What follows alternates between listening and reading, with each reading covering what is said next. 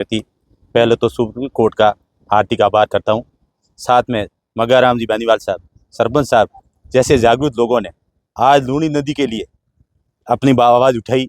और पहला मुद्दा मैं ये कह रहा हूँ, समझरी में पहला मुद्दा है जो बेनीवाल साहब ने उठाया है, उसके लिए मैं धन्यवाद के पात्र कहता हूँ कि यहाँ जो बरू गंगा के नाम से जानने वाली लूनी नदी यानी पाली, जोधपुर, बालोतरा, जसोल, बिटूजा का रासायनिक प्रदूषित पानी इस नदी में आके सैकड़ों गांवों को कृषि कुएं, पशुओं में बांझपन, रासायनिक प्रदूषित पानी से। ये अनार के बगीचे में मैं खड़ा हूँ।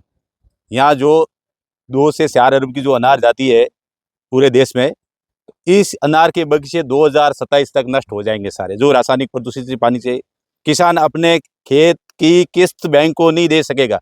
ये हो रहा है क्योंकि इन लोगों ने अब पेरोक्साइड शुरू करा है। जहाँ मीठा पानी है, जहाँ एनएचटी लगी है, बालोतरा बिटूजा में नहीं है। आप जहाँ मीठा पानी है, बाड़मेर जिला, बालोतरा जिला, पाली जिला, जोधपुर डिवीजन में जहाँ मीठा पानी है, वहां तक ये सेठ लोग पहुंच गए हैं। वहां तक एनएचटी लग चुकी है। और डाणी डाणी मीठा पानी है, वहां एनएचटी लगी है। आने वाला 2 साल के अंदर आपको नहीं तो दुधारू पशु मिलेंगे, नहीं आपके अनार के बगीचे बैंक की किस्त किसान नहीं भर सकेगा। अगर किसान जागरूक नहीं हुए तो किसानों के साथ अनदेखी होगी। हम यही आशा करते हैं सुप्रीम कोर्ट से कि किसानों की भली बात सुने। आज सरकार के किसान का कोई ताल्लुका नहीं। सरकार 5 दिन वोट के लिए हाथ जोड़ती है और वही किसान 5 साल सरकार के पीछे घूम के हाथ जोड़ता है, परंतु उसको कोई न्याय नहीं मिलता है। मैं था आप लंबे समय से लड़ाई लड़ रहे हैं लूनी बचाओ को लेकर, पर्यावरण को लेकर। आखिर कौन लोग जिम्मेदार हैं इस जो आज जो ये स्थिति बनी? अगर मैं एक्चुअल में बात हूँ तो सरकार इसकी जिम्मेदार होती है। इसकी जिम्मेदार सरकार ने कभी ध्यान दिया ही नहीं इसके ऊपर। सरकार उसी दिन ध्यान रहता है, वोट बैंक के अलावा सरकार का कोई ताल्लुका नहीं है। एनजीटी ने इसका फैसला दिया था 2018 में और उसके ऊपर इन्होंने 85 करोड़ का जुर्माना लगाया था।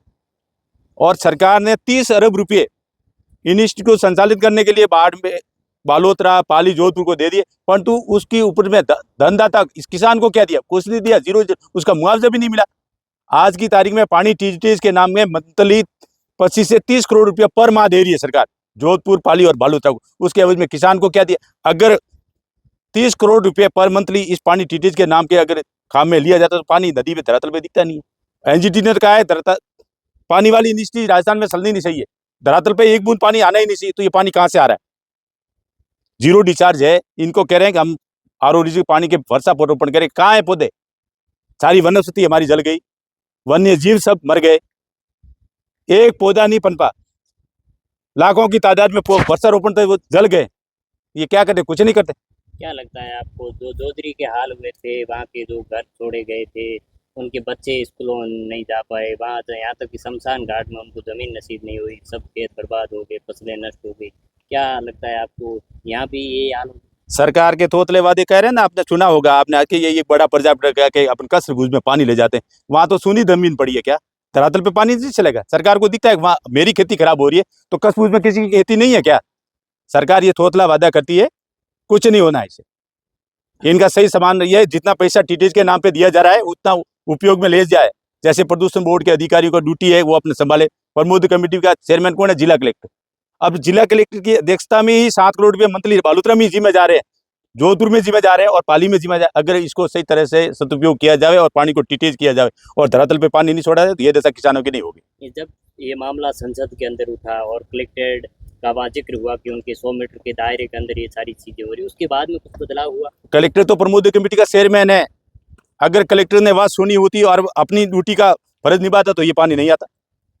अभी जो एक सुप्रीम कोर्ट की एक टीम आई थी और उन्होंने निरीक्षण भी किया था, क्या उसके बाद में कुछ चीजें जो बदली? उसने रातों रात जैसी भी ट्रैक्टर लगा दिए, सारा वातावरण साफ करने की पोजीशन बनाई।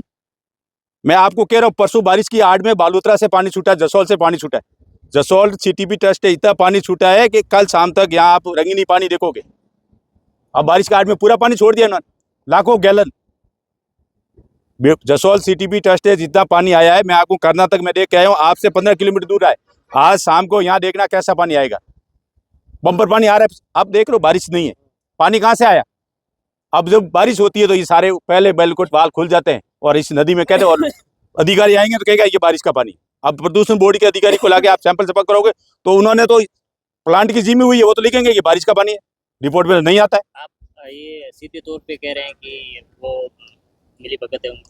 प्रदूषण बोर्ड की 101% मिलीभगत से ये काम हो रहा है। बाकी का उसका दायित्व है ओनली फॉर प्रदूषण रोकने का है। कहाँ गया केंद्र सरकार की आरपीसीबी, कहाँ गई सीपीसीबी, कहाँ गए स्थानीय प्रशासन? एक धनदाता मर रहा है, अन्नदाता मर रहा है और धनदाता बच रहा है। अगर अन्नदाता समाप्त हो गया तो धनदाता क्या करेगा? ये प्रकृति कोप है, एक प्रकृति, ये वन, ठीक है ना, ये मानव प्रकोप, प्रकृति का प्रकोप तो भोगना पड़ता है। एक मानव, एक यदि उद्योगपति एक किसान को मार रहा है, इससे ज्यादा न्याय किससे पास में मांगे बताओ? ये मानव प्रकोप है। आप किसानों की आवाज़ सुनते हैं जब भी ये गंदा पानी जहाँ होता है, किसान आपको बुलाते हैं, वहाँ जाते हैं। क्या सरकार को क्या करना चाहिए ताकि इस पर इनका समाधान हो और किसानों को इस लूनी नदी का जो है फायदा मिल सके? किसान को तो ये सरकार बोलने भी नहीं देती है, कोई मीडिया के सामने आ भी नहीं सकता, पहली बात तो ये।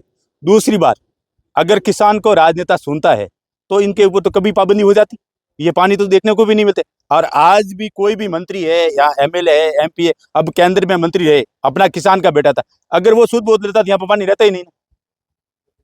शुद्ध ही तो वो लेने वाले हैं। अब हमारे जाओ, हमारे एमएलए किसान है, लूणी एमएलए किसान है, सिवाना एमएलए किसान है। इस नदी के किनारे जो भी एमएलए है आज तक सब किसान के बेटे हैं ना, उनको पता नहीं है कि पानी कहाँ से आ रहा है? उनके भाई है ना हम। आप इसको लेकर क्यों रहते हैं? क्या आपकी प्रशासन से और इन जनप्रतिनिधियों से बात हुई है या फिर आपने होती है, हमारे ऊपर झूठे मुकदमे किए जाते हैं, और हमारे को ये कह देगा बारिश का पानी है, ये जो सारी बात करते हैं ये झूठी है। और प्रदूषण बोर्ड के रिपोर्ट में भी ये लिखा गया है कि ये बारिश का पानी है, जबकि हजारों गैलन, कभी भी उन्होंने ये नहीं कहा कि ये रासायनिक पानी है। आज दिन तक नहीं हुई रिपोर्ट, ओनली फॉर कोर्ट हमारे डॉक्यूमेंट देखती है और कोर्ट कहती है।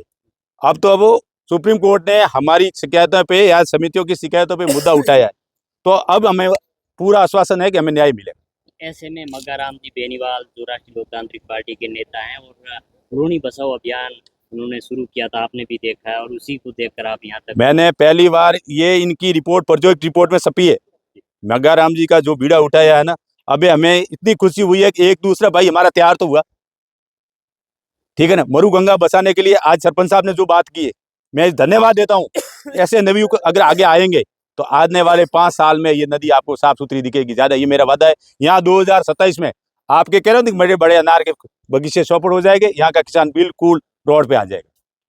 पशुओं में बांध बन आ गया साहब, पशुओं में बांध बन आ गया, ये पानी पीने के बाद में दुधारू पशु, किसान का दूसरा सारा पशुपालन तो चौपड़ हो गई है उसकी, क्या खाएगा बताओ?